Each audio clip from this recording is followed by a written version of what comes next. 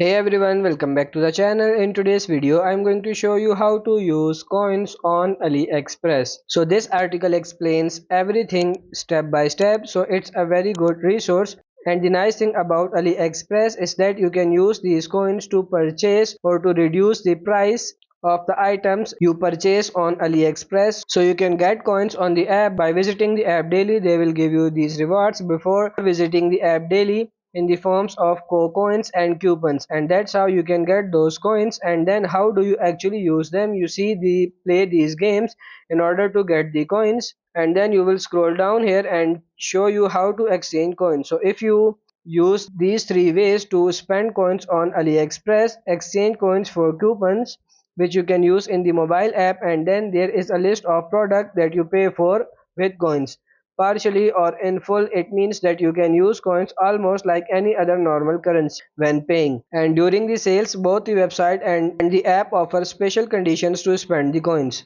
So here is how you exchange the coins for products on AliExpress. You can see here that you need to spend that amount of coins in order to purchase this item, and so on, and choose it on that one to you see the coins there on the right hand side of the dollar amount that you need to pay, and then you can just use those on the checkout and use your coin if you have a sufficient balance.